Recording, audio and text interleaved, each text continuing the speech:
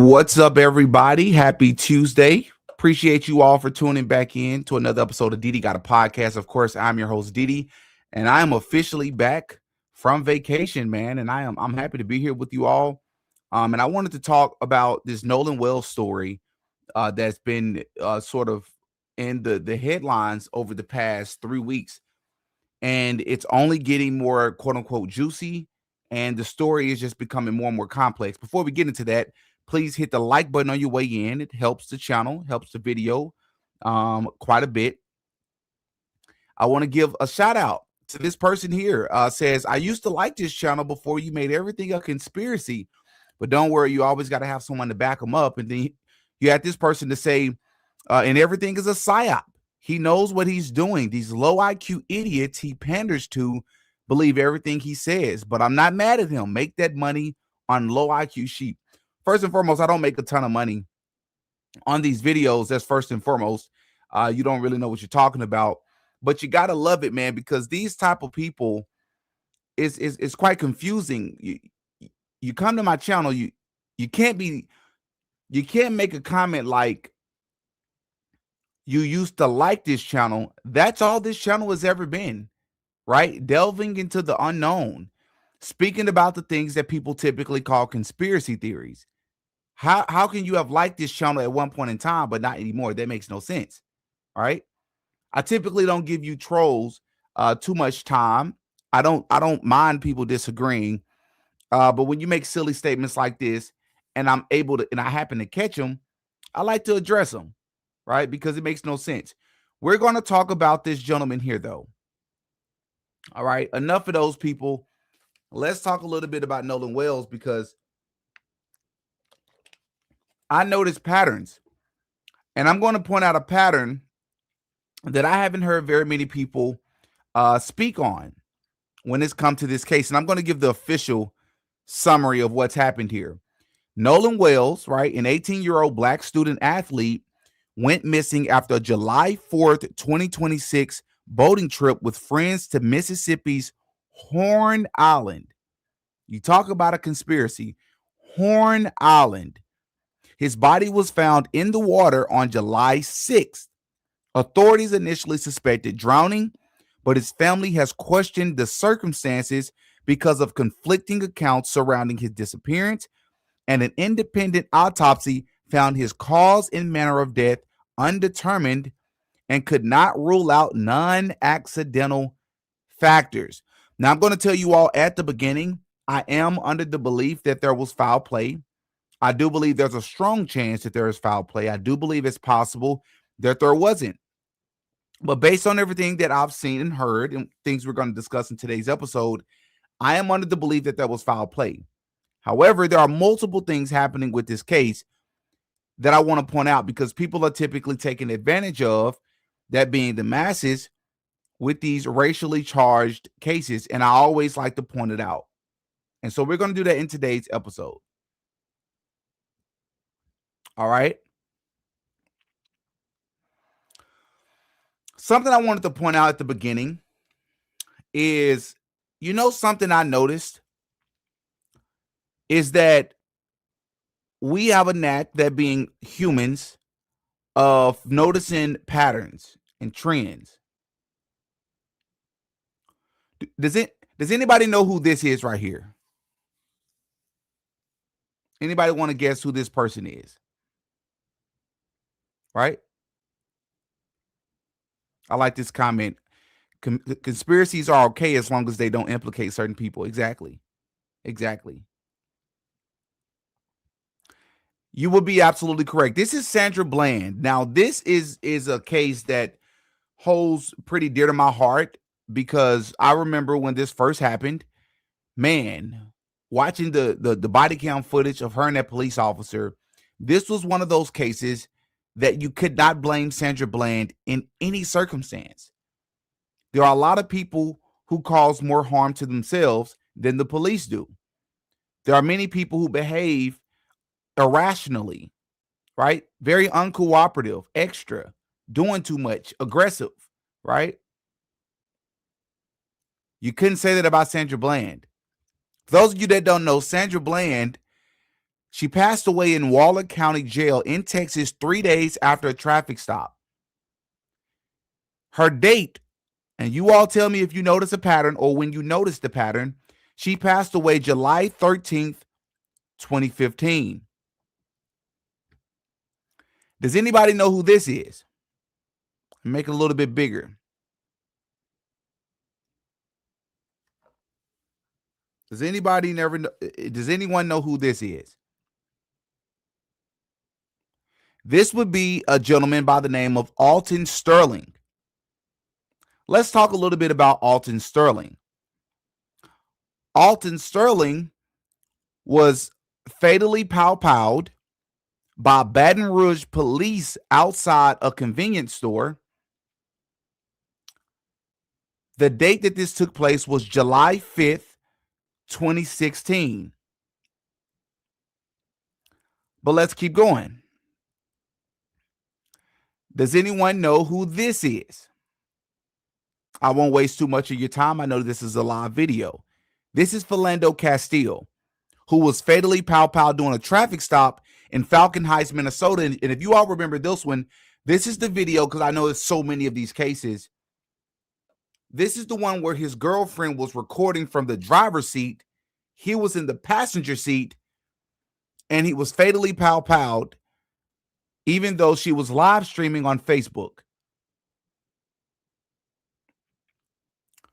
This took place on July 6th, 2016. So the very next day after Alton Sterling. Let's keep going. Does anyone know who this is? This right here is a guy by the name of Eric Gardner. He passed away after NYPD officer used a prohibited chokehold during an arrest. Okay. This took place, wait for it, on July 17th, way back in 2014. Anybody noticing a pattern as of yet? How about this one? This is another one that really...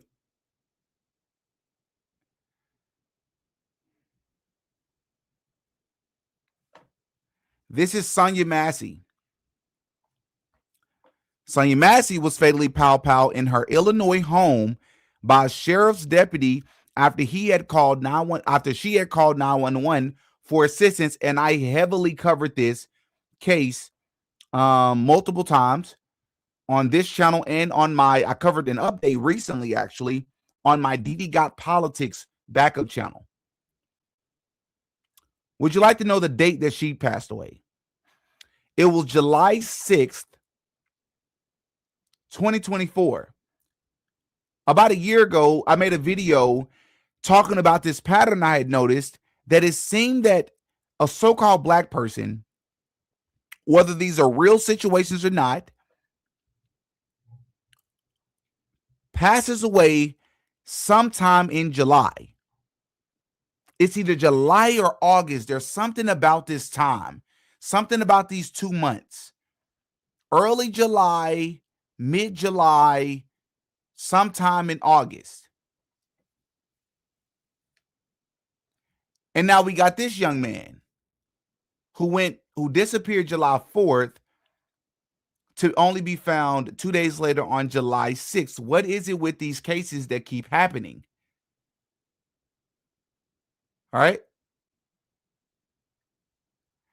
And why does Sonia Massey resemble Tiffany Haddish? The one on the left is Sonia Massey. The one on the right is Tiffany Haddish. Am I tripping? Or do these people look a lot alike?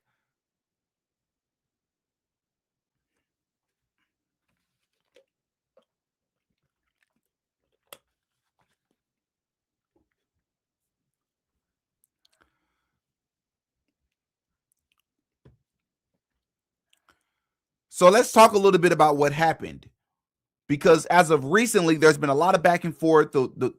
I didn't explain this part. The white gentleman here in this photo was a friend, allegedly the best friend or one of the best friends of Nolan Wells.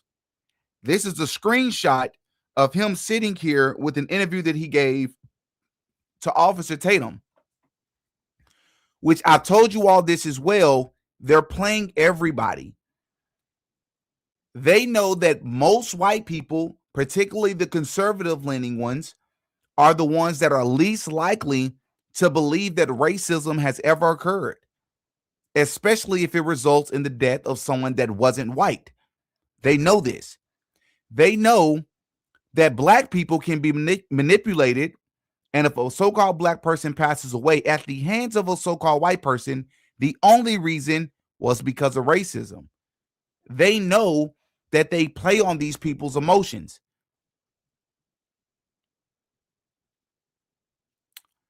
So we're going to talk about that. Let's first listen to the new audio recording that got released of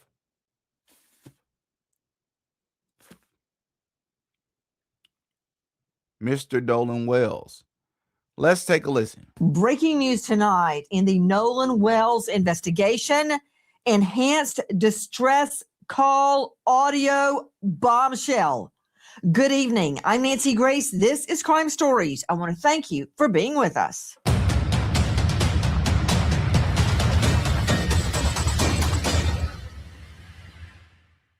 He was face down on the beach right at the water's edge.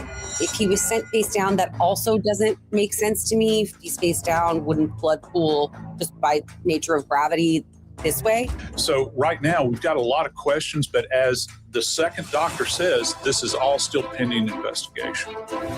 If this were your child, wouldn't you want to know what happened?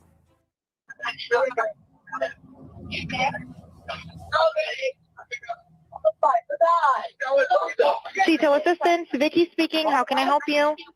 Hey, we're at the west tip of Horn, and our bilge pump stopped working. We're sinking. Can y'all please come? We have a membership. All right, of course. How far is the water coming up, sir? Can you give me a description? Ankles?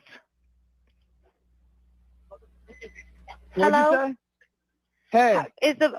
Yes. How far is the water coming up, sir? It's coming up. We're just sinking. I don't know. Like we're going down now. What did we just hear? What was that? One more time, please.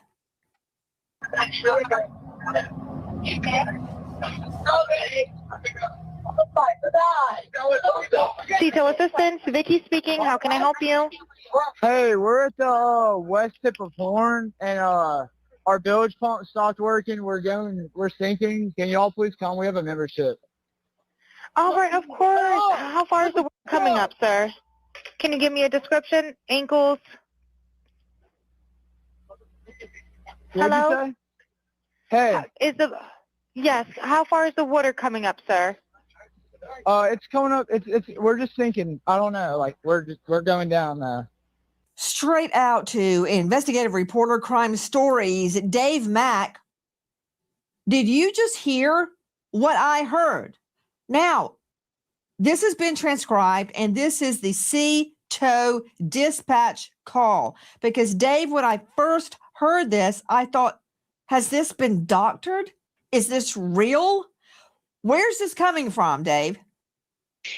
Nancy, this is coming from from Mississippi, from the actual official. Okay, when we get into the Mississippi Fish and Wildlife and at the reserve putting this out for the public, this is not like from Dave Mack's recording. This is an official recording, Nancy, that is being issued, and it's shocking when you listen to this call for a tow, for the sea tow. Going further into it, Nancy, you're picking apart all of the different voices that can be heard on this one phone call, trying to determine what is really taking place on this boat that is allegedly sitting in 31 feet of water, a depth of 31 feet.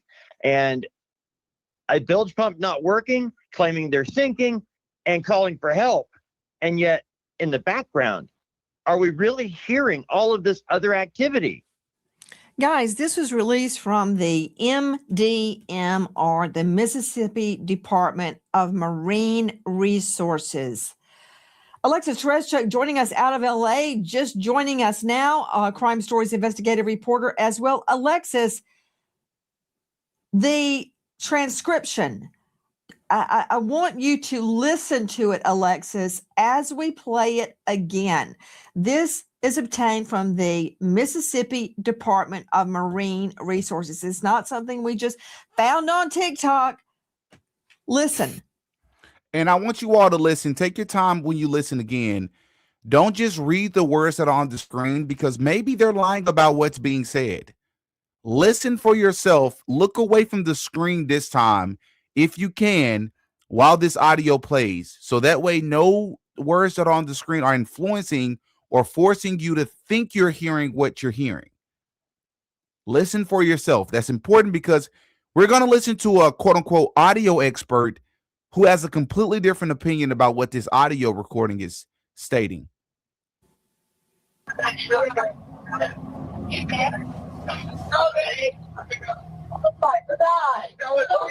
Detail assistance, Vicky speaking. How can I help you? Hey, we're at the west tip of Horn, and our bilge pump stopped working. We're sinking. Can y'all please come? We have a membership. All right, of course. How far is the water coming up, sir? Can you give me a description? Ankles? What'd you Hello? say? Hey, Yes, how far is the water coming up, sir? it's coming up. We're just sinking. I don't know. Like we're going down now. The kid on that call sounds like he may have been a little bit inebriated, and or like he's not the brightest. I'm just being honest. He does not sound very bright to me. Okay, Alexis Tereszcuk, jump in. So it sounds like before the woman starts talking, the operator, everyone in the background is saying, "Is he dead? Nolan, wake the up." And so they are concerned about Nolan. They're saying, literally, is he dead? Nobody has ever, none of the kids on this boat have ever admitted that anybody said that they thought Nolan was dead on the boat. This is the first time that we are hearing this. What is the chance that this has been doctored in some way, Alexis Tereszcuk? Because circulating on the internet was a scene where another young man was face down being attacked on the sand. That was not Nolan Wells. That's not Nolan Wells. Repeat. So there are bottom feeders that are fabricating evidence and circulating it, and it's whipping up all sorts of hostility. But regarding this, have you listened to it independently of any transcription? I have listened to it. I've listened to it over and over, and I've listened to the audio where it's only the sound of the boy calling in and not the operator's voice. So it takes a little bit of the distraction out, and you can just hear the voices, the one friend saying, "Is he dead?" And we are hearing somebody very worried. They're saying, "Is he dead?" Somebody, you think you might have heard them say Nolan right before that. Somebody then says, "Oh my God." So the thing is, there have been a lot of false videos. People have said there was a video where Nolan was screaming, saying, "Give me my phone back." His friend says, "No, that's me in the video." There have been tons of AI generated videos and images and things, but this is the official audio from the organization. Okay. So that's what we hear from one expert. Now, I'm allowing this to play before I get into my opinions, and we're going to get a little bit deeper on the people that are covering these stories, because it's important to understand how these people are experts. And what I mean by these people are the individuals from the people that are in media, the attorneys that are involved, the professionals that are covering the case. These people know what they're doing, right? And what you'll typically find is like an Officer Tatum. And Officer Tatum will interview the best friend of Nolan Wells only to prove that there wasn't any foul play, because that's Officer Tatum's job. Officer Tatum's job is to appease his audience. He is not going to do something that he feels that his audience probably is not very interested in hearing. If this kid, who just so happened to be a black kid, was unalived and there's a cover-up when he was on a boat full of all white friends, that's not something that's cohesive or consistent or congruent with Officer Tatum's typical content. So what does Officer Tatum have to do to appeal to his audience? He has to find an angle. He has to find a way to make Nolan Wells an accidental death, a drowning, anything to relieve or help these individuals who he don't even know. It's the same thing with Roland Martin on the left, right? If a so-called black kid dies, there's nothing you can tell him. White people did it. They're racist. Every white person is racist. These people have a business to run, and they're going to run it, and they do it well.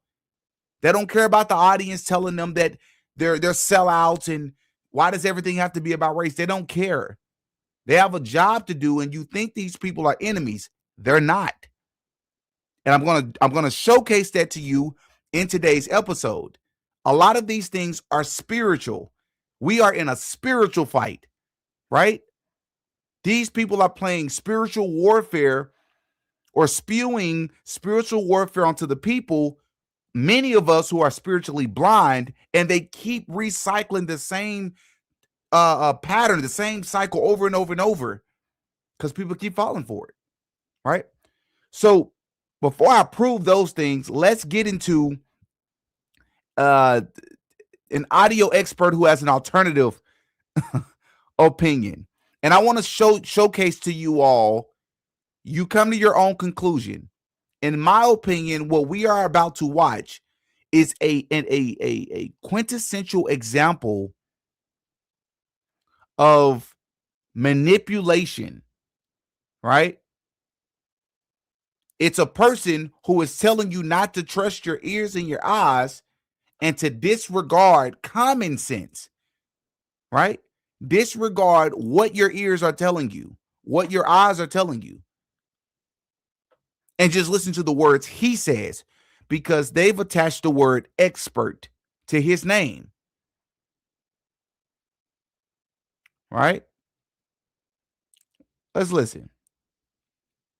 We've got three major new developments in the mysterious death of Nolan Wells. First up, witnesses reportedly told investigators Wells had been drinking heavily with friends on Horn Island before he disappeared. That's according to a document with preliminary information from the Mississippi Department of Marine Resources. It was obtained by ABC News. Second, Nolan's friends have long said that he chose to remain on Horn Island after their boat left. Remember, he was talking to a young girl, young lady. Well, now TMZ reports that sources with direct knowledge of the investigation say that at least two witnesses told law enforcement they saw Nolan on the island after that boat departed. Now, we haven't independently verified those claims. Authorities have not publicly confirmed them, but you can see why it's significant. Third, we've played brief excerpts of this distress call that were made from the boat on the show before, but now... I know the volume sucks, everybody. I apologize. There's really not much I can do because this is a downloaded video, so I do apologize for this. There is a longer version of the recording that has been released by the Mississippi Department of Marine Resources. It was aired by multiple local news outlets. In the call, a teen tells a sea tow dispatcher that the boat's bilge pump has failed, that the boat is sinking. And throughout the call, you can hear this commotion and multiple voices in the background. TMZ then took that same recording and enhanced the audio. The outlet says that some people believe that when you hear this or when you listen to it, they can hear, "Is he dead?"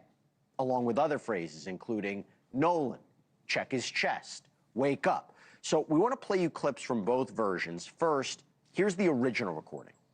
All right, everybody, what I want you to keep in mind before they play this audio is the audio that you just heard played 3 different times in the other video.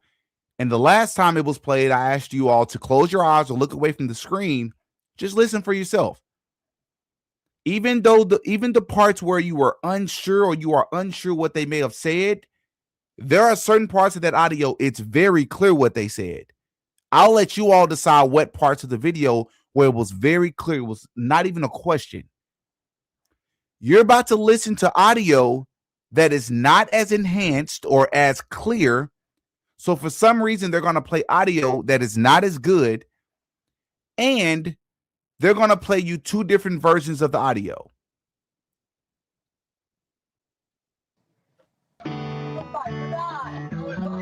Detail assistance, Vicky speaking. How can I help you? Hey, we're at the west tip of Horn, and our bilge pump stopped working. We're sinking. Can y'all please come? We have a membership. All right, of course. How far is the water coming up, sir? Can you give me a description? Okay, now here's TMZ's enhanced version of that same recording.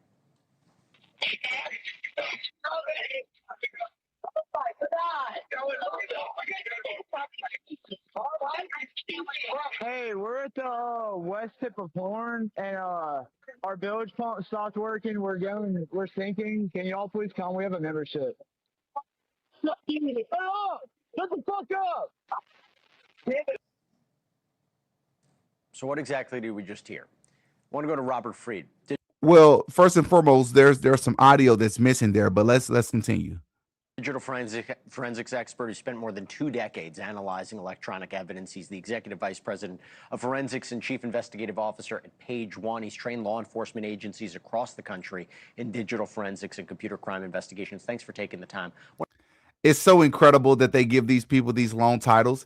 Now, you just heard all the credentials that he just listed for this individual, and watch how this person is about to proceed to tell you what you are not hearing.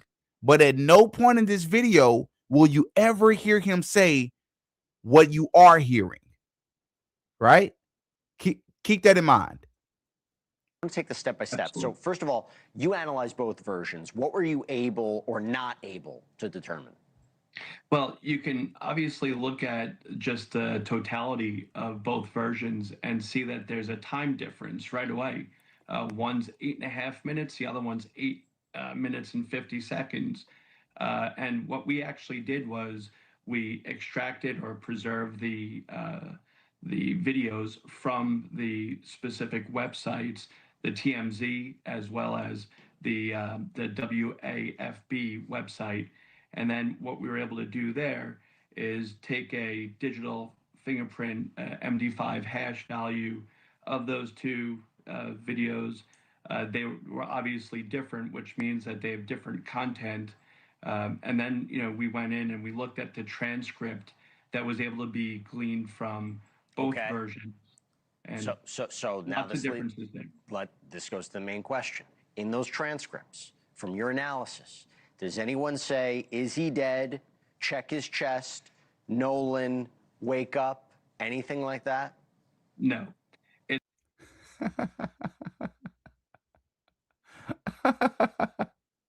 This is what you call confusion, right? This is the media stirring up confusion. You have different audio experts claiming that they're hearing or not hearing completely different things. It's very distorted. Even if you hear it from the original to even the audio enhancement, it's still very difficult for some of the software that we use to even pick up those types of words. And there was nothing like that close to it in the transcriptions that we saw. Is there a danger in someone telling you what to listen for? Do you go in with a preconceived, I don't know if the word is biased, but you're going in to look for those words and maybe you're hearing things that your mind is telling you that's what it is when it's really not? Absolutely. When I first heard about some of the words that were apparently heard, my mind was automatically going to that as well. Am I going to hear those? Things like that. So my perception is, okay, let me hear what everybody's talking about and let's go down to, the specifics of it from a forensic analysis perspective. Can I actually transcribe those specific words as well from what's being provided to me? So what do you think law enforcement's doing with this audio? If you were part of the investigation, what would you do with this audio now? I would want to go and make sure that I have the data from the original source. You know, what generated this audio recording? Let me go to the source. Because if I'm looking at different variations, you can even see, Jesse, that there's redactions in those audio recordings. There's account numbers that were shared. There were phone numbers.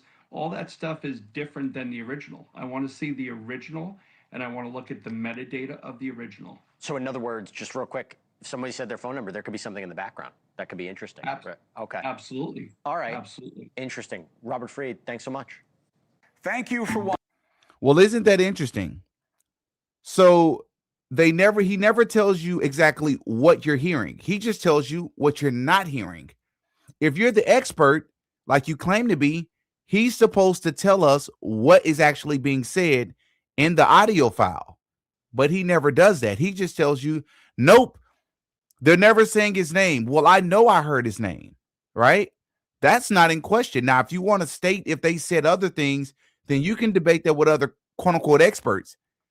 But to tell us not to trust our ears and our eyes is complete nonsense, right? I also want you to notice that they mentioned that Nolan had been drinking, but they never talked about if anybody else was drinking as well, right? Now it's the weekend of the 4th of July. You have underage drinking taking place. Don't pretend that that's not a common thing. It's very common. We're all aware of it. You mean to tell me that Nolan was probably the only one drinking? Absolutely not. Everybody on that boat was probably drinking, including the driver. So why are you only focused on Nolan being the one that was drinking as well, right? Why is that your only focus? I also want you to notice in the audio file that we listened to, whoever the gentleman was that was calling for help, if you listen closely, he's asking for help for his boat, right? He's trying to save and fix his boat. But what you never hear in the audio file is him trying to get help or help save his friend, right? You never hear him trying to save his friend. You only hear him focus on the boat. Not only that, but he seemed there was a level of calmness to him. You have mayhem and chaos taking place behind him. People are saying, oh my God, and I heard Nolan's name, and even sound like I heard Nolan's nickname.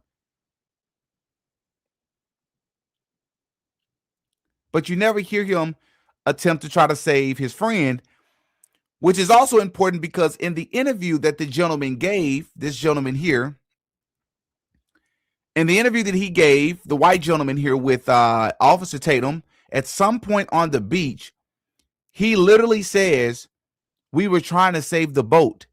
Nolan wanted to stay back with the girl. Their focus was saving the boat.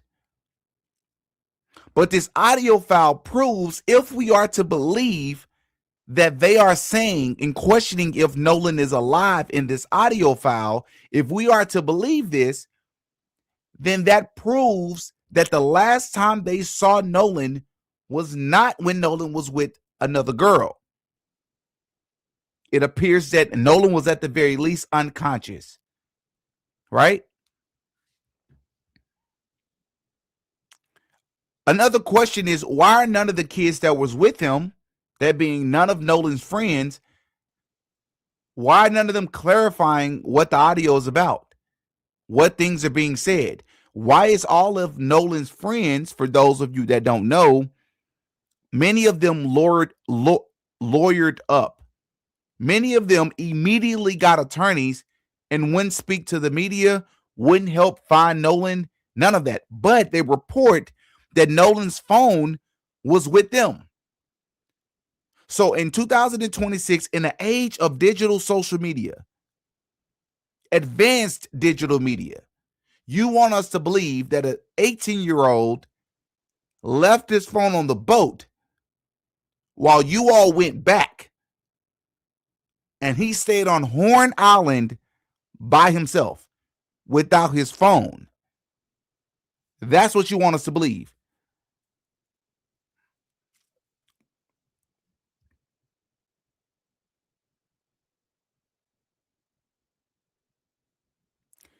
It's also been reported that the GPS tracker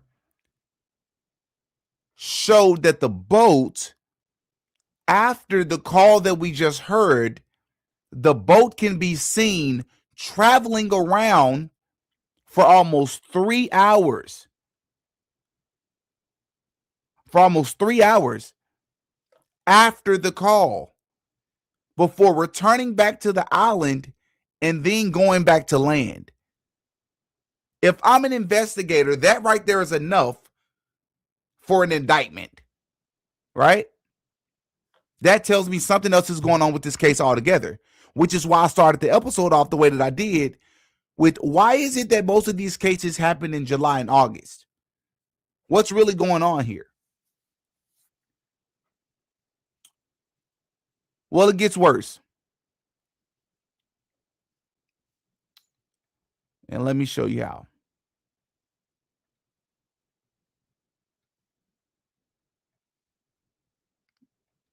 Bombshell tonight. The Nolan Wells autopsy furor. This as the FBI swoops in. Good evening. I'm Nancy Grace. This is Crime Stories. I want to thank you for being with us.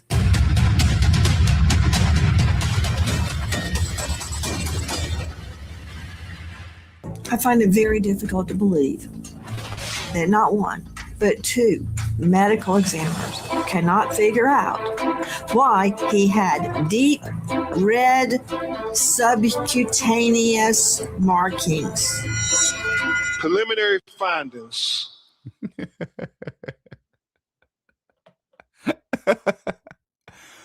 So when I tell you that they're playing us, we're all on the same side. It's us against these people. And I'm going to tell you what I mean by that. Whether there's foul play in this case or not, none of these people we see in media are like us. It's them and then there's us. What do I mean by that? This gentleman here is a guy by the name of Benjamin Crump, or Ben Crump for short, who many people refer to as a race hustler. And that would be correct. Because even when he is covering a case where the victim or his client is truly a victim, and the media isn't lying to us like they're a victim, like they've done before, even when it truly applies, people like Benjamin Crump does not care. Let me share a few things about Benjamin Crump before we move forward, because he's about to embarrass himself, or maybe he's not embarrassed at all because he's used to being this way. He's about to struggle to pronounce words. Why do they hire these people that make us look bad? When I say us, I mean like people that have my skin color. He gets up there and he speaks. He says, the autopsy report said that the general consensus is he died from a suffocation. Where do these people come from? How is he an attorney and he struggles to articulate himself?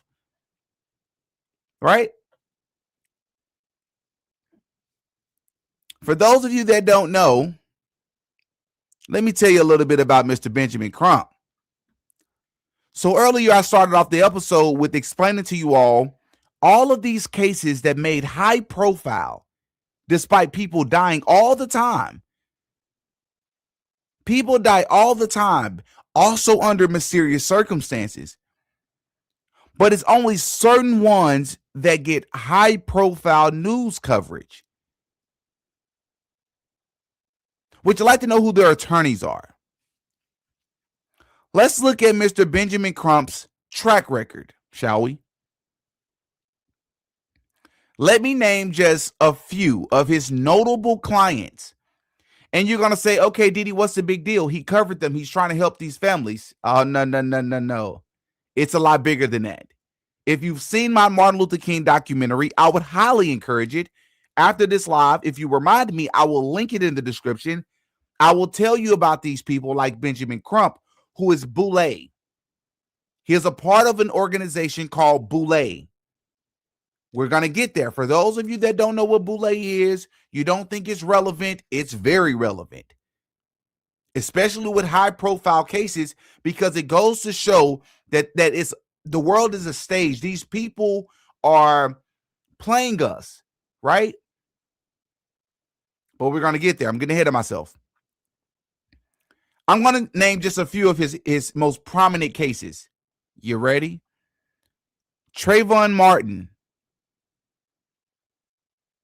Michael Brown, Eric Gardner, Tamir Rice, Sandra Bland, Alton Sterling, Philando Castile, Breonna Taylor, Ahmaud Arbery, George Floyd, Jacob Blake, Tyree Nichols, and the list goes on. Any of those names sound familiar to you?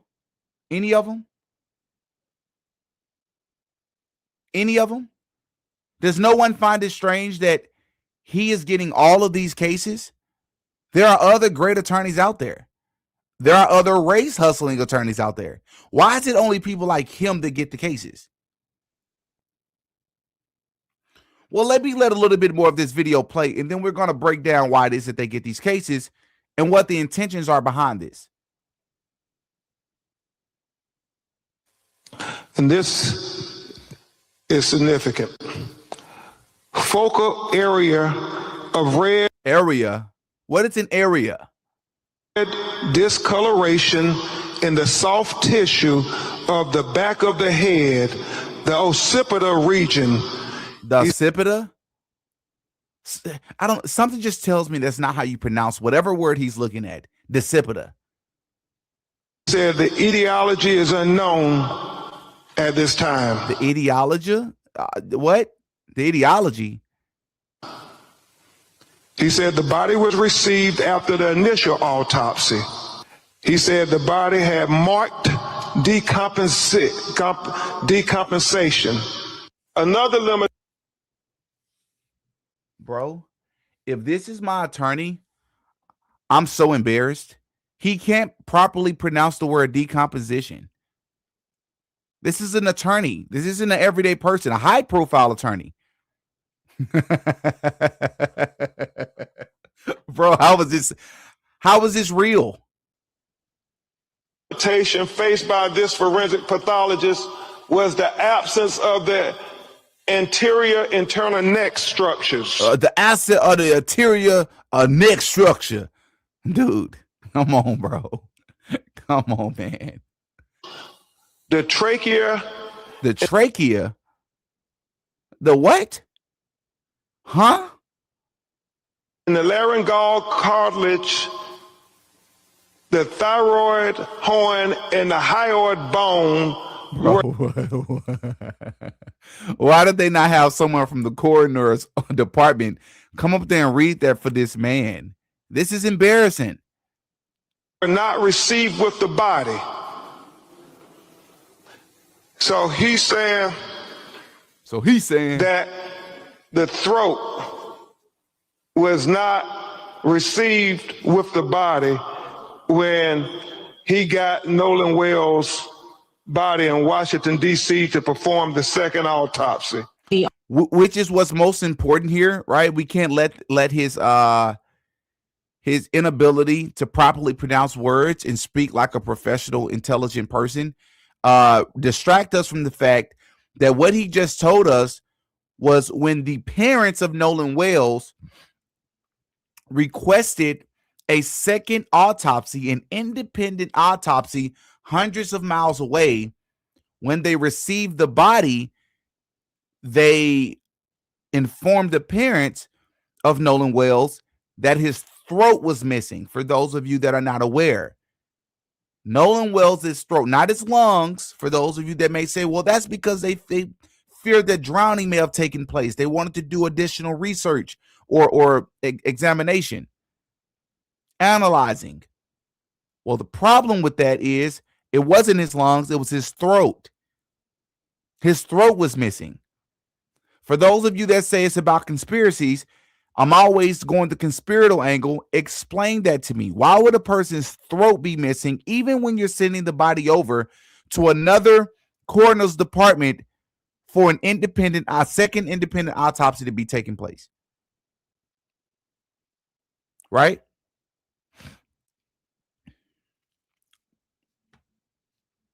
How would you explain that? I'm not going to waste too much time here, but this is very important that we break this down. So earlier I talked about the boule, and I said that Benjamin Crump is boule. Now, for those of you that have never heard of boule, you don't know what that is, you don't really care, you should care. Because the boule, in short, basically the word boule means gatekeeper. And the boule was created in, I believe, 1904, and it was created essentially by the Rockefellers. All right? And the boule, you got people like P. Diddy, Jay-Z, LeBron James, Kobe Bryant. You got a lot of wealthy, high-class people like Oprah Winfrey, so-called Black Americans, so-called Black individuals who are what they call boule. Boule is basically, I believe it's called Sigma Pi Phi or Sigma Phi Pi, something like that. It's one of the two. And I covered this extensively in my Martin Luther King documentary because he was boule. What does boule mean? Why is it important here? Boule, in short, is essentially wealthy, prominent, quote unquote, upper echelon, so-called Black Americans in this country who have been selected by the system, the higher class of elite. And their job, that being the individuals that are a part of the boule, their job is to protect the system that has basically the world, but in particular for this video, this country, in a both spiritual and financial enslavement and disparaging hold, right? Their job is to protect them. But let me further prove that. So this right here is something I put together. So there's something called the Divine Nine. The Divine Nine is, for those of you that don't know, I have a video on this as well from several months ago last year. The Divine Nine are 9 fraternities that are typically at colleges across the country, HBCUs and the likes, right? And these fraternities that so-called Black individuals are courted and, right, they go through these hazing rituals and these initiation rituals to join. These are the name of these fraternities. Each one of these 9 fraternities, right, correlates or quote unquote protects, that means gatekeep, for a wealthy elite family of the world. Let's get a little bit deeper. For example, Alpha Phi Alpha, they protect the Rothschild family. A lot of these families you're aware of. Kappa Alpha Psi, the Oppenheimer, Omega Psi Phi, the Warburg, the Phi Beta Sigma, the Rockefellers, right? The Iota Phi Theta, the Astor, the Alpha Kappa Alpha, the Bilderberg, the Delta Sigma Theta. They protect the Habsburg. Do your research, Google each one of these families. The Zeta Phi Beta, they protect the Sassoon family. And then there's the Sigma Gamma Rho, who protects the Lee family, right? Why is this important? Why are we talking about this in this video? Because Mr. Benjamin Crump is Omega Psi Phi. Why is that important?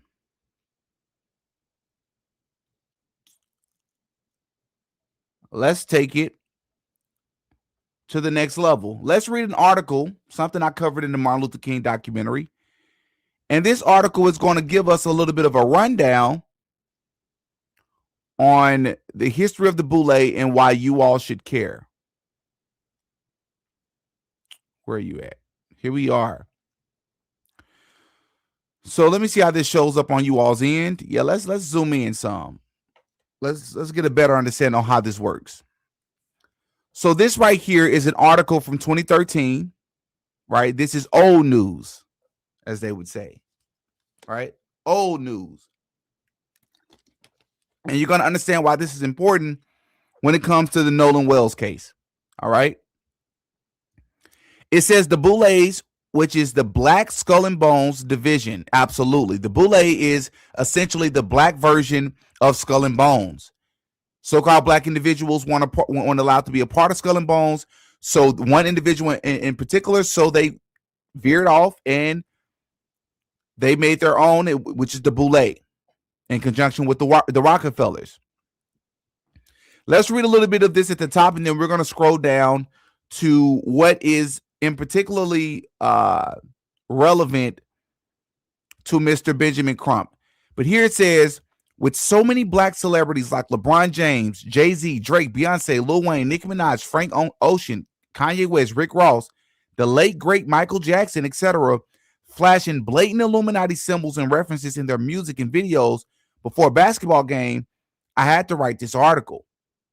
Let's get this straight. None of them are members of the Illuminati, Bohemian Grove, or Skull and Bones. Why?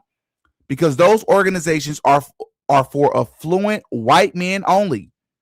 So neither blacks nor women are allowed to join. What they are members of an offshoot of Skull and Bones called Sigma Pi Phi, aka the Boule, which means advisor to the king. It is also important to note that men who are a part of the Boule, I believe, are called Ashtons, Ashton. Let me make sure I got that right. Shton, which means Lord or ruler. Let me make sure before I move on that I did not get there. I don't want to put the wrong information out there. Let's see.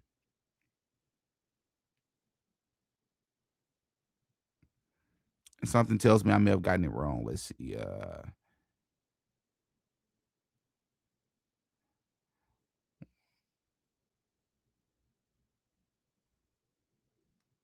Let's see. I'm sorry, I misspelled that. That is my apologies. Pardon me.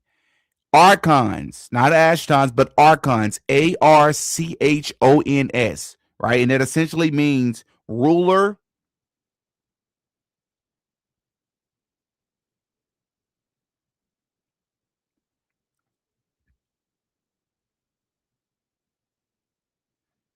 Yeah, it means ruler, leader, or master. All right, I wanted to make sure I got that right before I moved on. Founded by two doctors, a dentist, and a physician, all Afro-American, the fraternity was founded in Philadelphia, Pennsylvania in 1904, which is going to relate to my video on LeBron James in the future. They established chapters in Chicago and then Baltimore.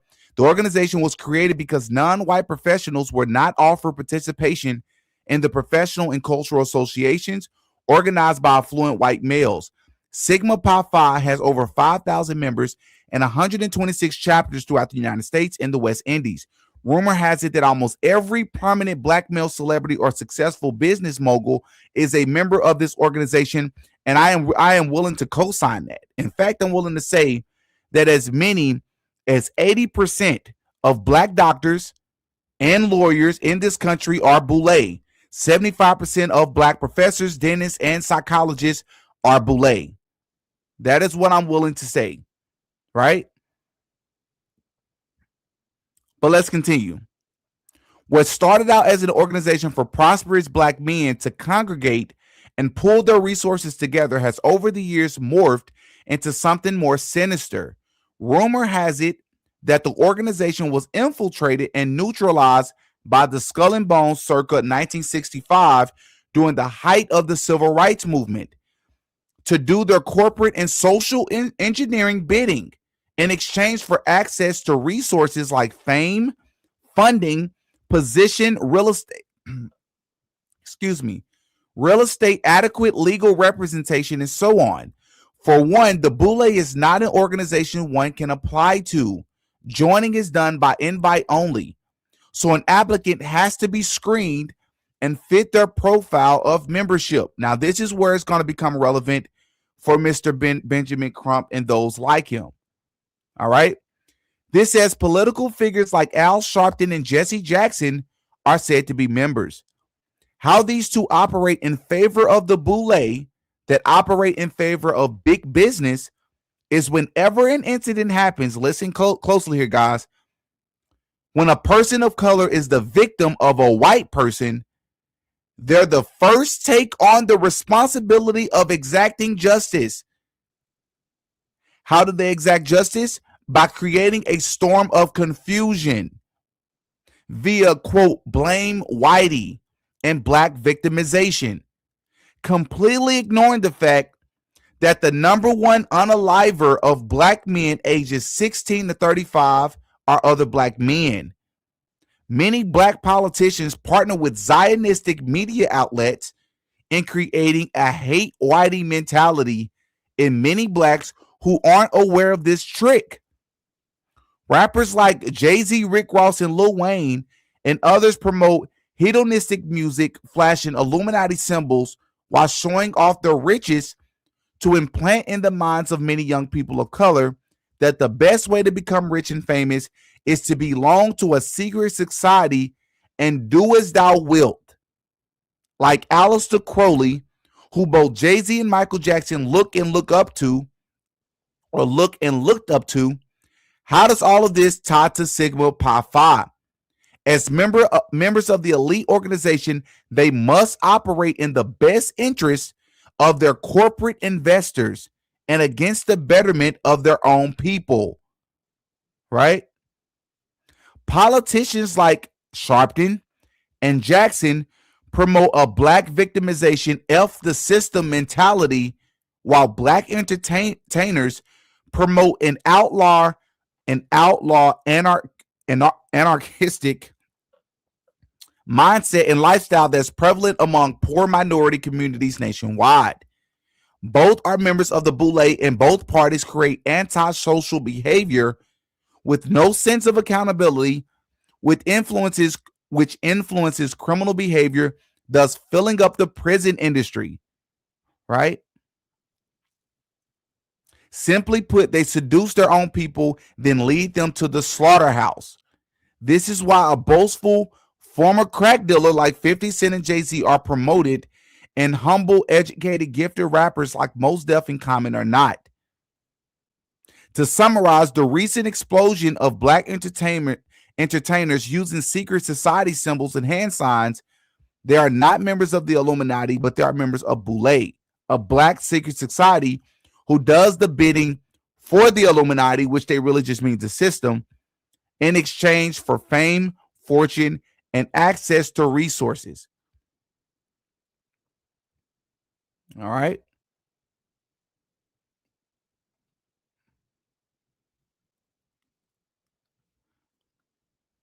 So when we see our buddy here with Omega Psi Phi, he has an agenda. He doesn't care about truth. He cares about racial division. That's his job. Right? So whether Nolan Wells, this case, has foul play or not, the point that I'm making here, be mindful, be weary of these type of individuals because they have an agenda, just like the other side has an agenda. And that is to always prove that racism never plays a role. Right?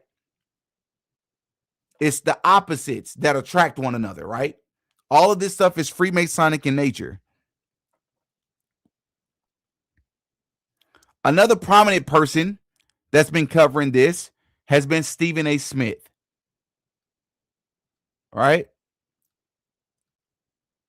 Stephen A. Smith, he actually interviewed the lady that we just listened to, Nancy Grace. And I think we all know what Stephen A. Smith is pushing because he pushes it all the time. And I think we all know who and what Stephen A. Smith is as well. Not saying that this makes a difference in the case of Nolan Wells one way or the other, but the point is everybody has their marching orders. So I'm just asking you all not to listen to these people. Think for yourself. Do your own investigations. Don't listen to these people. They have agendas, right? They have marching orders. Allegedly, right? But it doesn't stop there. Because another person is Mr. Judge Mathis. Let's listen to what Mr. Judge Mathis had to say from zero on this case as well. And I'm going to just give my thoughts as well. Thanks for having me back. Yes, indeed. Had to bring you back on, man. There's so much going on with this Nolan Wells case. I'm still catching up with the details. So, I wanted to bring you back on and get your take on it. For the people that may not be familiar with the case, can you break it down? Yeah, certainly. Nolan, a black man, went on a boat. Nolan, a black man, right?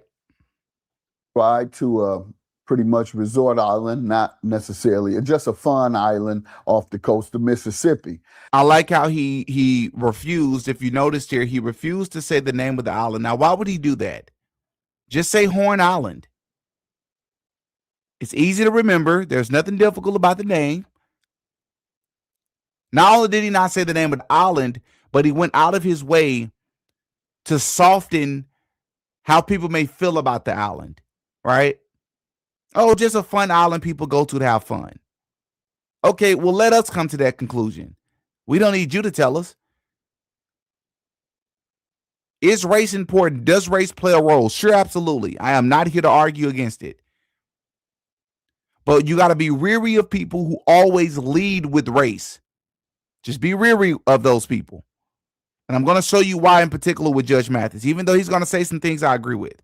And 4 of them left and went and had fun, and only 3 returned. They then found Nolan dead. His 3 friends that he had come with in the boat had gone and left in the boat and claimed that Nolan stayed behind by himself. And additionally, however, and this is where the first question comes in with me, they say he left his cell phone. They have his cell phone. They had it in their possession. Okay, so if your buddy says to you, I'm leaving, you all go back. I'm staying by myself. No friends, just me wandering around. And then you see that he had left his cell phone. So you say, in the boat.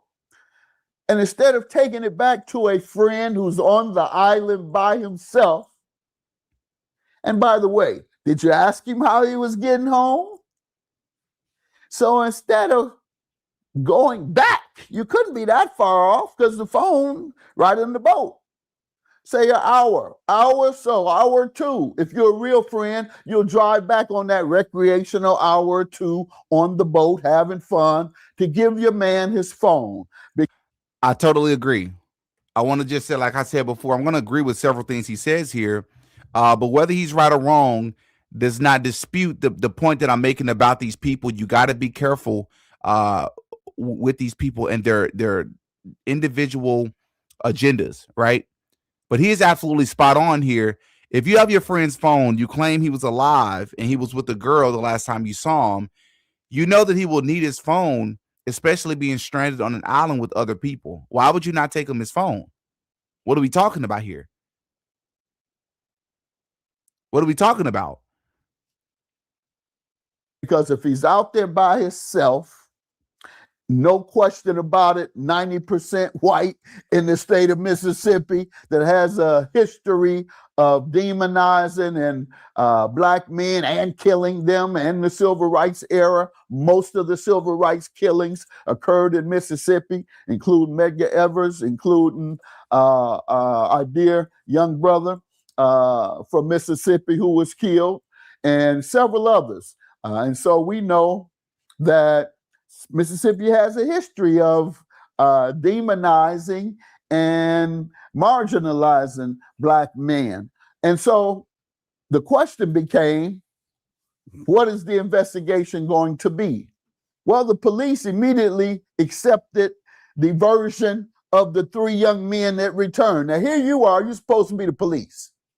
And I just deduced it, and I deduced it not just now, but I had deduced it immediately after seeing it in the media. And I'm not an investigator, I'm a lawyer and a judge, but an investigator, that is a police investigator / detective, has investigative techniques that would have immediately thrown into question what occurred. And common sense throws into question what occurred. And that's where we're at now. And there's some actions being taken by Ben Crump. I've spoken with him, and he's on top of it. And the family has the questions raised. Again, why would he leave his cell phone? Because it had to be voluntary. And then voluntarily stay on an island by himself without telling them why. A lot of questions there, a lot of holes in it. And that's what that grand jury is going to look into. That's the good news. Yeah, that definitely don't make no sense. So why would he give his phone to his friend? And I heard that his mom, she had to find out by using an app that his friend had his phone after it was reported that he was missing. Very suspicious, correct. And then there's a lot of questions. There's a lot of unanswered questions. There's allegedly an altercation that took place, and I think they say there may be some footage of it. Some have been AI generated, various things, so we don't really know what's true or not. And that's part of the problem, and that's going to be a continued problem going forward, is the use of AI. AI is going to make things a lot more complex and a lot more complicated the more and more technology advances, right? Because there are some people that are arguing that the audio file that was turned in was AI, right? How do we know and how do we not know? So those of you that don't like for things to be called PSYOP, it's only going to get worse with time. You can bet that. It's only going to get worse because this video that they're talking about, allegedly there's some video where you can hear somebody arguing in the background. They're claiming that it's Nolan Wells and a couple of his other friends, but it hasn't been confirmed, officially confirmed by anybody. In fact, other people have come out and stated that it was not Nolan Wells and his friends that was heard arguing in this said video footage. Right? So there's that. But I think they have eyewitnesses, and that's where the investigation should go. Were there eyewitnesses that saw any type of altercation? Is there video? There's cameras everywhere. You can't do anything without being caught on camera, believe me. And so to that extent, there's some footage out there that shows this altercation, if indeed it occurred. And so the grand jury, they are impaneled when there's a reasonable suspicion that something may have occurred. So that's good news. There's a reasonable suspicion that a crime has been committed. When you go to the grand jury, the prosecutor presents all the evidence that they have to explain to the grand jury the case they're looking into. And 90% of the time, or over 90% of the time, the prosecutor comes back with an indictment because grand juries only hear one side. So they're only going to hear the side of the prosecutor. So the question becomes, is the prosecutor going to do a thorough investigation and presentation to the grand jury? Because if they miss some parts of the evidence that is necessary, then the grand jury has nothing to consider. But if, as it has been in most cases, it goes where the grand jury charge has been made, it's going to go to an indictment. And then all evidence will be seen on all sides. What I don't like about grand juries is if the defense don't get a chance to present their case. to the grand jury. It's only the prosecutor. Prosecutor says, we have this, that, and the other evidence, begins talking, brings people in to interview them during the grand jury process, and then they determine whether there's probable cause to believe that a crime was committed. Probable cause means more likely than not. Reasonable suspicion means there may have been a crime. And we clearly know that applies here without a question, like without a shadow of a doubt. We have to look into it. Probable cause means we believe there was a crime, more likely than not. So that's where we're at with it. And correct me if I'm wrong, but Nolan's mom, she said that his phone was scrubbed, right? Yes. The mother said that some of the things on his phone had been removed. And I don't know what evidence they have of that, but she's not saying anything to jeopardize the truth in this case. And so everything she says, I'm going to take her at her word. She has no reason to trump up anything. She wants to get to the bottom of this and who killed her son. I don't believe. Allegedly. I don't know much about the parents, but like I say, it's not that I believe everything. I can't stop thinking about those original comments. It's not that I believe everything is a psyop. It's just that I know how these things work. And like I said, people are passing away all the time, unfortunately, under mysterious circumstances. There's foul play in many cases throughout the country, let alone the world, but only a select few get this amount of attention, right? Only a select few are given this much coverage, are making the rounds. So whenever that happens, like I say, I typically notice patterns. My antennas go up. Right?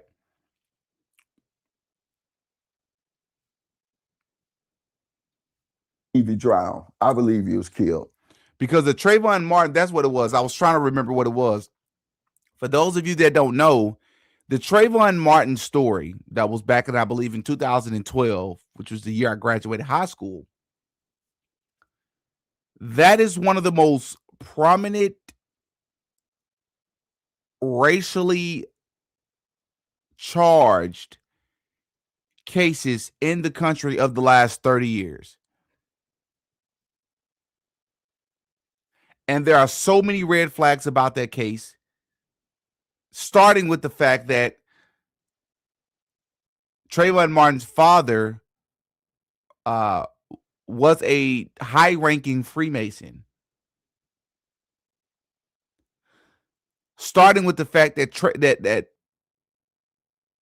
the individual that so-called or allegedly took out Trayvon Martin, his father has a very interesting background. I've done a full breakdown on that case as well, an extensive breakdown on that case as well. So whenever you all come on here and you say psyops, you believe everything is a psyop, how about you watch the video and you see why I believe these things, right? And you give me an explanation that will replace it being a psyop. But I'm a judge that has to weigh all the evidence. Preliminarily, that's what I see. You don't leave your friend on an island, seeing that he has left his phone, and not at least go back. You came there with him. You left him there, you say, because he wanted to stay. But you notice that he's left his phone. How was he going to get home in the first place? Right.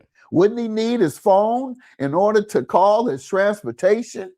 Or they should have known some of that. He would have said, I'm going to get home by such and such way.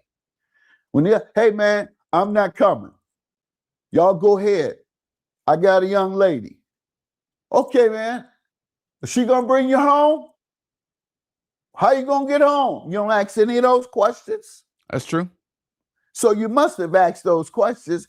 If you didn't, that's more evidence that I believe contributed to the reasonable suspicion. So I'm with the prosecutor. How about that so far? So you won't have to say that the judge is making conclusions without getting the evidence. The prosecutor has found enough evidence to create a reasonable suspicion that a crime occurred.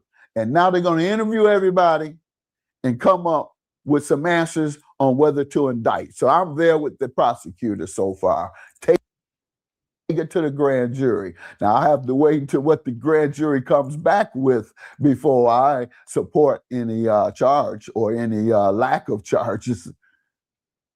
Okay. Yeah, and great. that's not surprising at all. For those of you that don't know, here I'm going to show you, just for the record. And I want to be clear here. I believe he's spot on. I agree with everything he just said, and he broke it down to support why he took the position that he did.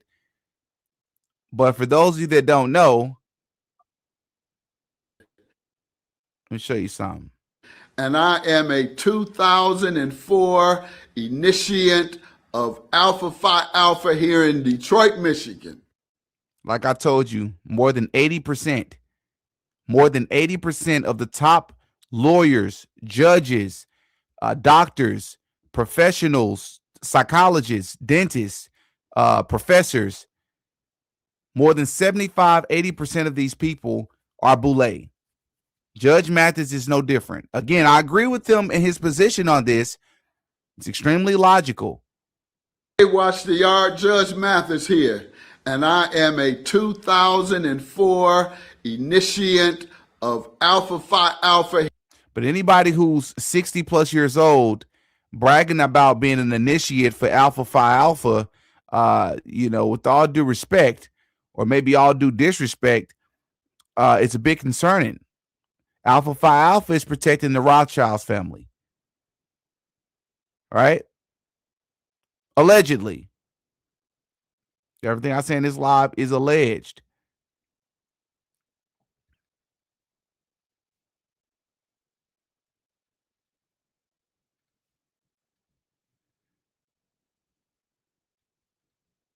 Foul play. Yes. It doesn't make sense, and it creates a presumption when you don't have an explanation and someone ends up dead, and you hear contradictory or stories that really aren't credible because they make no sense, and you hear the same story from three people. Who knows? They may have told 2 or 3 different stories. We don't know. We will know when that grand jury comes back. So that's the case in that scenario. Do you feel like the person who had Nolan's phone should face charges? It's a lot of people out there that feel that way. Well, they only know he had it. But, well, did he try and keep it? And did the mother just discover? I think that's what we found. The mother discovers it. The question is, how long after did she have to chase down the phone, if you will? Was it 1 day, 2 days, 3 days? Perhaps if it happened within hours of them returning. This is very important. Let me just pause them real quick. And this is a teachable. I'm not even going to attack this person, but this is a teachable moment. This person says people join these organizations during college often and are unaware of the insidious nature of the organization. So association doesn't equate knowledge of anything nefarious, in my opinion.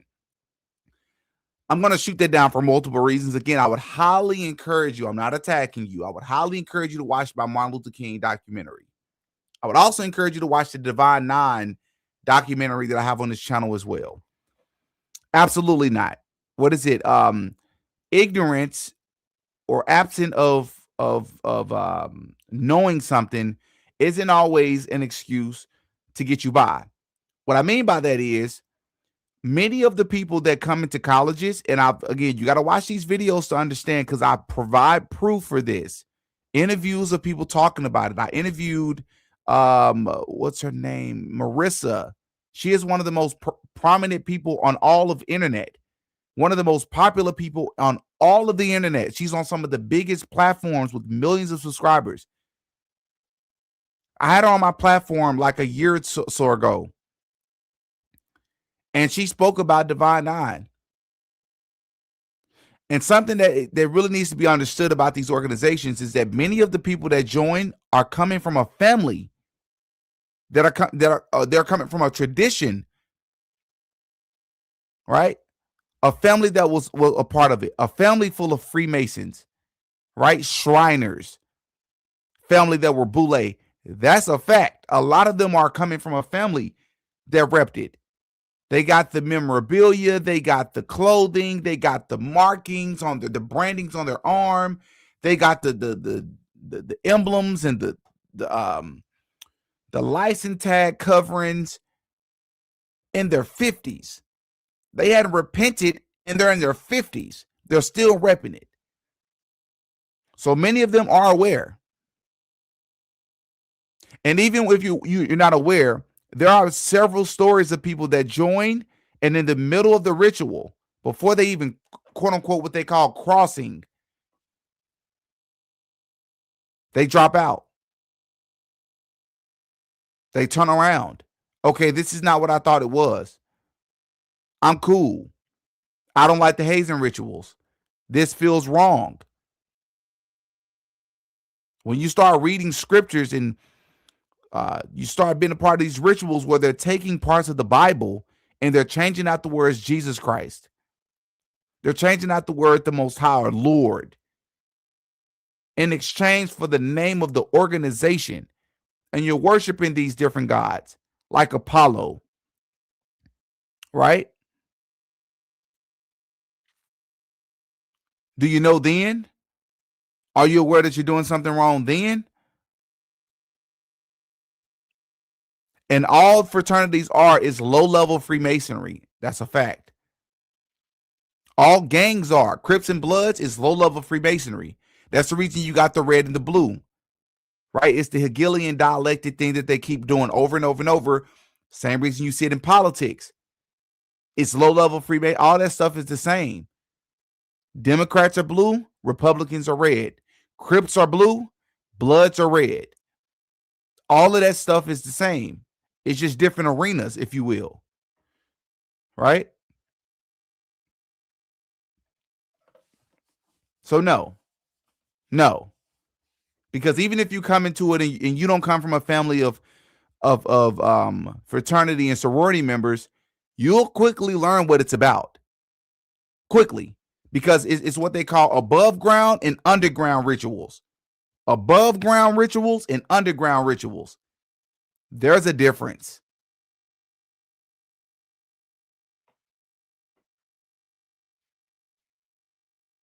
There's something he says here in just a moment I wanted to get to before I wrap this video up. Then maybe you do give a little grace there. But if it happened a day or two, suddenly I got to chase down the phone, then yes, that's additional reason to be suspicious. It causes reasonable suspicion.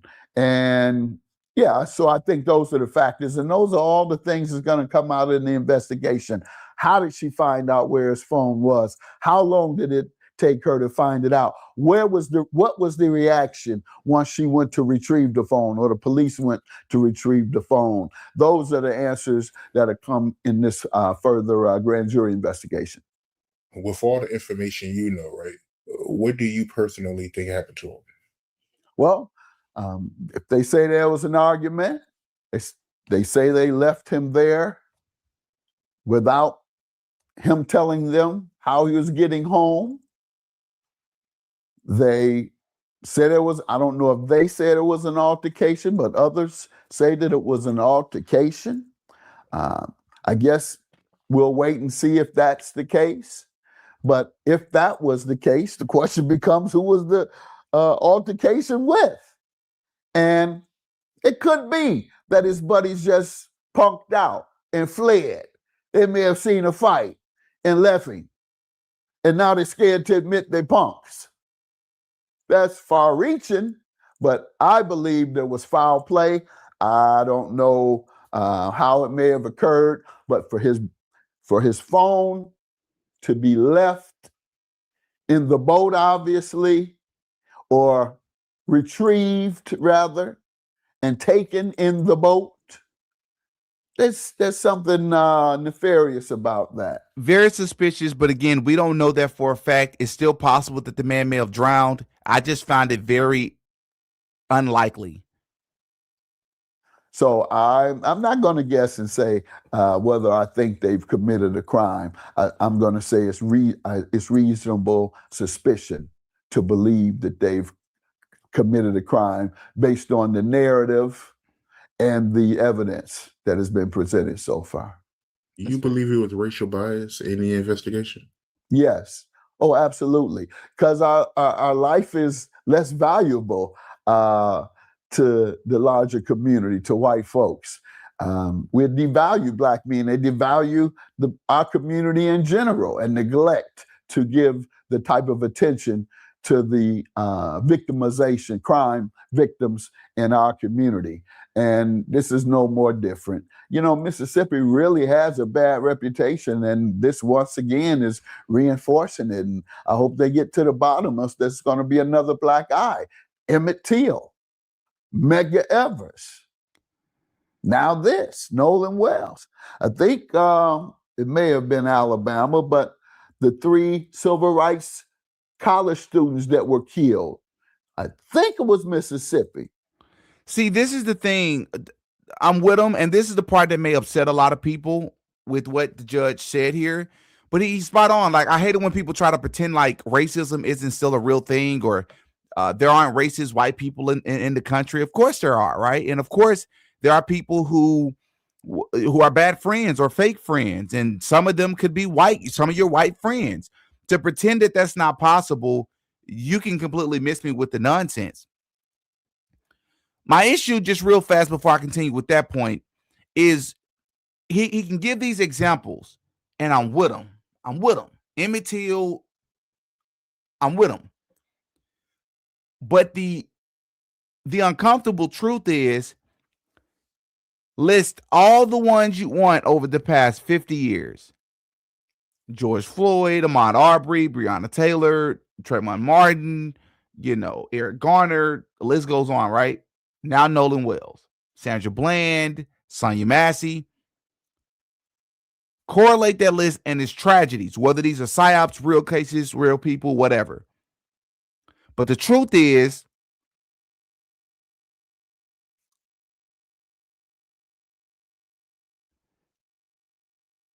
add up all those people, whatever number you come to over the past 50 years. Now, just over the past 2 years, I want you to add up all the unalived Black men in Chicago, St. Louis, Detroit, and LA combined. Just the last 2 years. Something tells me that number is going to be far greater. Why aren't we going on interviews and talking about that? Well, Didi, you're talking about a whataboutism. Yeah, because it's important. We care about Black life. We should care about it all the time. If you're going to raise this suspicion, our life is less valuable to the larger population. Our life is less valuable to us. We got to start with us, and then we can talk about the racist white folks in this country. It's not an either or, it's an and both. Let's talk about us too. Not let's disregard the racist white people. Let's talk about us too. Because we unalive ourselves way more than they do. And it's not close. Right?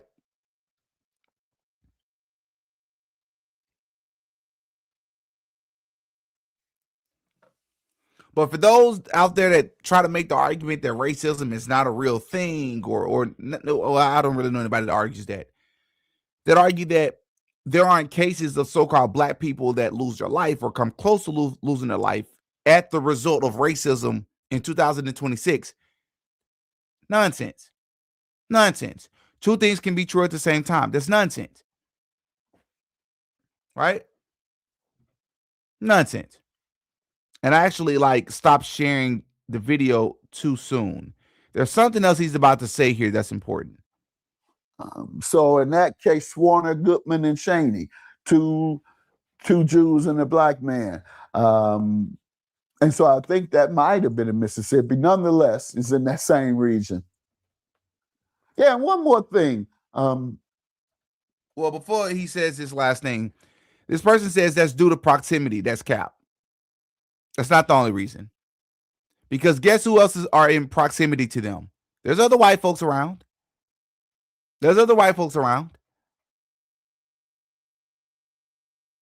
but it's the people that look like them that ends up unalived. Miss me with that. It's I think proximity plays a role, sure. But it's not the only reason.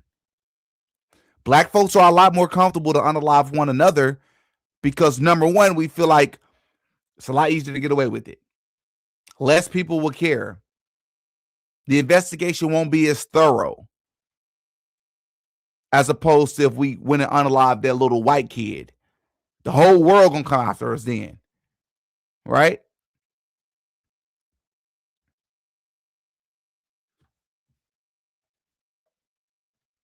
You know, most upper income Black folks live in predominantly white communities because that's what upper income is, in the white suburbs of America, the bordering towns or suburbs. And that's where all the rich folks are. And to that extent, rich Black folks, that's where they're going to be if they want to live the highest quality of life. Those living the highest quality of life, those are the folks who have the most money. So those with the most money should live the highest quality of life. So to that extent, however, you see a very small number of Black folks living in rich areas or with white kids, period, growing up with white kids. Right. And in the instance of my children, for example, you knew they grew up prosperous, of course. And when we left Detroit, thank God they were in the 9th and 10th grade, so they were already stable with regard to their perspective on the world. Because in LA, La La Land, you lose perspective of what's happening on the real world. You're kind of isolated, and they have different values, and their lifestyles are different. So in my case with my sons, 90% of their friends were Black during their grade 6 through, or when we left Detroit, 9th through 12.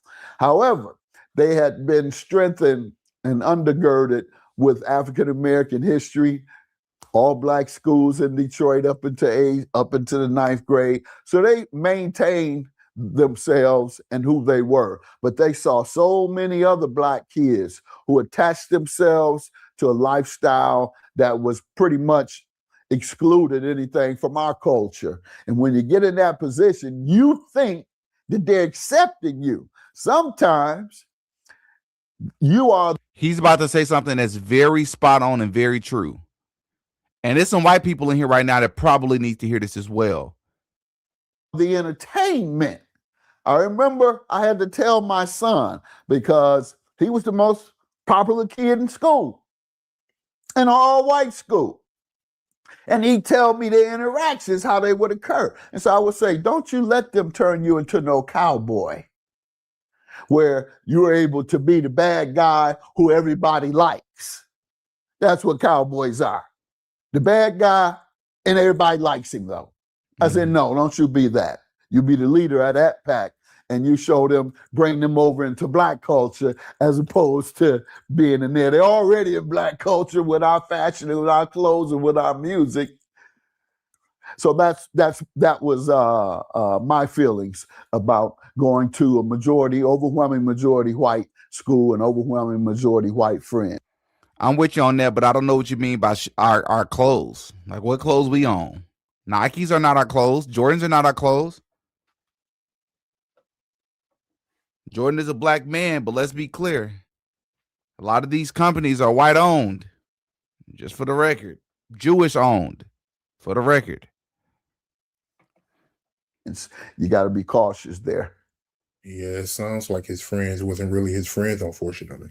Well, a lot of times that's the case. Maybe they had him once again as some form of I'm cool because I got the brother with me, or he's all right and we'll let him hang, but we ain't bringing him over for dinner. I'd like to hear that. How often he went to dinner with those children's at those children's home? How often he hung out with them? Because I've noticed that as well. You don't bring them to your home for the most part. You socialize. In the workplace, it's the same thing. You see white folks socializing with each other at their dinner parties, but they don't invite the Black executives to their homes for dinner parties. I know this to be a fact. And secondly, the most precious day of the week is the most racist day of the week. Bingo. Or the most racial division, and that is Sunday, God's day. And so there's a lot of dichotomy that goes on with being embraced by white folks. And the question is that a limited embrace or is that a full embrace? That right there is going to make a lot of people uncomfortable, but that is actually the truth. That's real because that happens to a lot of people. I'm an individual that is what they say very diverse in my friend selection, right? Like I'm scheduled to get married later this year, and I mean it's going to look like the pick of the litter, right? There's going to be so many different kinds of people there, but what's important to know is understanding who you are, understanding who your friends are, and understanding the dynamic of your relationship. Is it a real relationship? Is it not? And I think that's a bigger story to take away from this story. There's nothing wrong with being friends with, because I've seen a lot of people online saying he already made a mistake by being the only colored or the only black person on a boat full of white people. Not true. That's not true. You got to know who your friends are. You got to know who your friends are. I've been on a boat. Interestingly enough, I've been on a boat with a buddy of mine, who is actually a very, very close friend of mine. And it was his boat. He happens to be a white guy. And his brother and friends were all white. And I was the only black person on the boat. We went somewhere. I just happened to be, I don't want to say an excellent swimmer, but I am a pretty good swimmer. But I ain't doing the crazy stuff that they was willing to do. Like they was jumping off cliff. Okay, I say that. I jumped off a cliff once. But the point that I'm making is I knew that these were my real friends because that's a scary situation to be in. Getting on a boat with some people and you've never been on a boat before. He had just bought the boat, right? Floating out or riding out to this island to jump off cliffs and hang out and do some minor drinking. These are all things that we did. But I knew who my friends were. But I'm also not stupid. What do I mean by stupid? I'm also not blind or oblivious. There are racist white people, right? There are white people who will partially embrace you. I recognize that. I know who my friends are. I analyze these situations before I place myself in position, and we don't know what happened to this guy. He could have been very intoxicated along with his friends.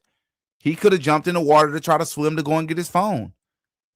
I will say, based on their behaviors, based on their conflicting stories and recollection of what occurred, gives me cause to pause and gives me reason to believe something else happened.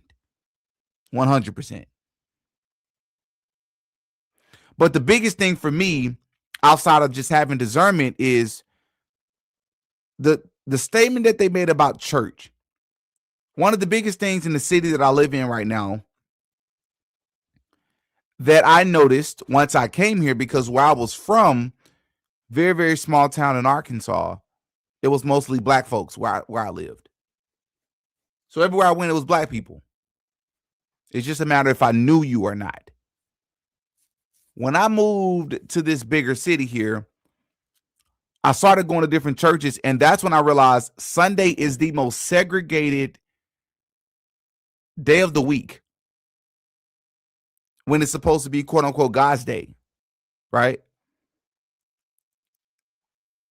When I was church shopping, if you will, shopping around for the church that fit right for me, that made the most sense for me, I eventually joined this life group, and I've talked about this when I first started my podcast. And I would go to some churches on one side of the town, which is typically the rundown side of town, and it would be a mostly black church. Didn't care what the neighborhood looked like. I cared about the gospel. I cared about the preacher. I cared about the church itself. And I would see 99% black folks in the church. and that other 1% was Hispanic. And then I'd go to another side of town and I'd see 85% black folks, 10% Hispanic, 5% white. Then I'd go to another side of town that was well off, very wealthy. One of the most, if not the most expensive church I've ever been inside of. And they are 97% white people. I'm like, where are all the folks at? Why are there only white people in this church? Why are there only black people on the other side of church, on the other side of town in that church? What's that about? Are we all one race until it's time to praise the Lord and then we segregate? Like, what's that about? Do we really believe in God or do we kind of believe in God? Like, how does that work? Do we believe in God, but we secretly feel like there's differences between us that are so different that we can't even worship together? I noticed that. And then this church that had mostly white folks, even the couples, it was apparent. Like, it would be like to have 3% black folks in your church was still quite a few black folks. They stand out, right? We stand out. And what I noticed was every couple I'd see would be with someone that was of their race. I thought that was interesting. I'm not forcing nobody to interracially date. As long as you're with who you want to be with, as long as it's consensual, as long as they are of age, I have no problem.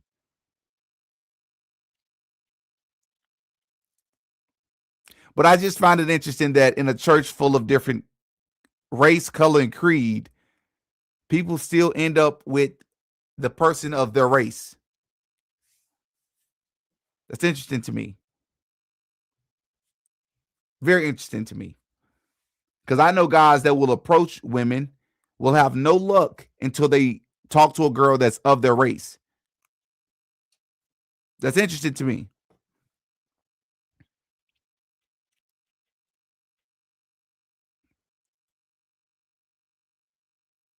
That's a different type of church. The church I attend is full of blacks, white, and Hispanics. The pastor is Hispanic.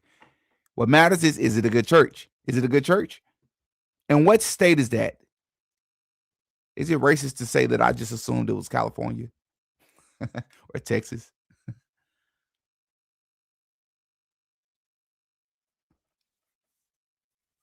Yeah.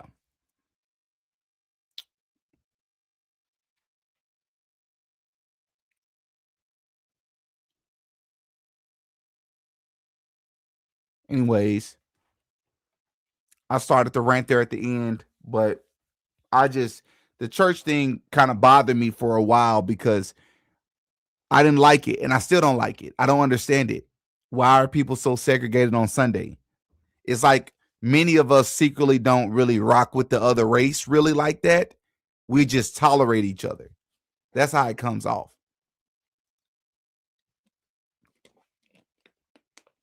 I think it speaks to the racial division in this country. Anyways, shout out to Sharon. Thank you for being a member for 6 months. Thank you for covering this, Didi. Appreciate you for watching. Let them cook. Thank you, Southern Mama Bear. Once again, thank you. I've never seen these before. What are the gems? What does this mean? This is new for me. I'm gonna say thank you for sure for all of them. But I don't know what it means. Somebody said Uncle Alert. So what do these mean, y'all? Did YouTube make an update or something? This is new for me. I don't know what that stuff means. But thank you to everybody.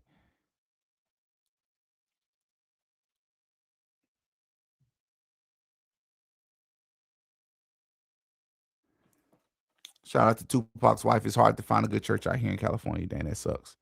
Finding a good church in general can be hard for people. Because a lot of them aren't teaching the gospel. They're catering to people's emotions and feelings and affirming people. I don't know if that's true. How Didi isn't the Rothschild super yacht named the Nile. Let's find out. Let's see. Matter of fact, we'll see together. Let's see. Share screen.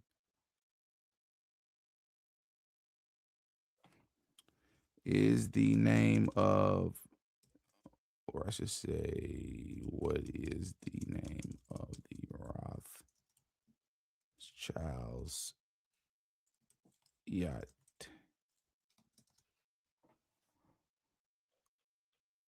Planet 9.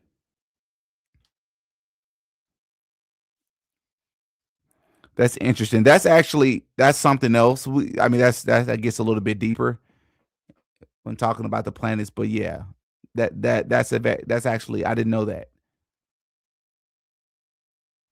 I got them in my chat yesterday too. Yeah, I don't know what that is. What the Ellie? What the Ellie? I like that.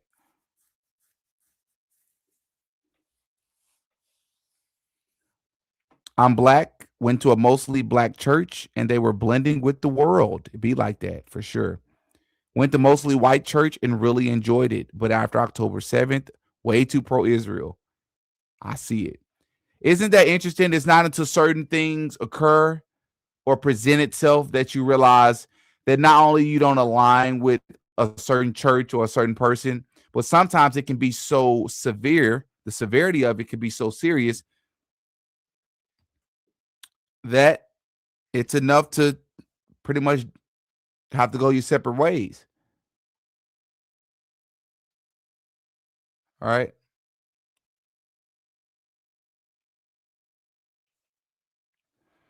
Yep, and I think a lot of it has to do with the dark shared history between blacks and whites, and I hate it. The majority of us had nothing to do with that. I don't know how we ended. Very well said. Very well said. I would pin this if I could. Very well said. Yeah, I don't know either.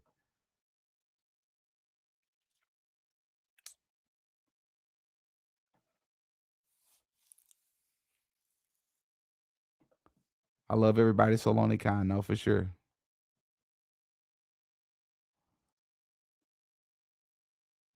The minute Crump stepped in it, the case was made about race, and he made sure it was their parents. Took care of the kids just like anybody would, no matter the race. Nobody covered for them.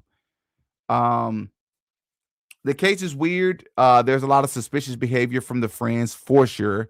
I don't like the interview that I know a lot of people are saying the guy Bart may have taken him out, taken Nolan out. I don't know if that's true, but what I will say is the interview that the kid who's supposedly his best friend, Nolan's best friend, or was Nolan's best friend, the interview that he gave with Officer Tatum was extremely bothersome, mostly because he showed very little emotion. Like, where were the tears? Where was the crying? Where was the concern? It just seemed like another day at the office. That's weird behavior, bro. That's not consistent with somebody that cares.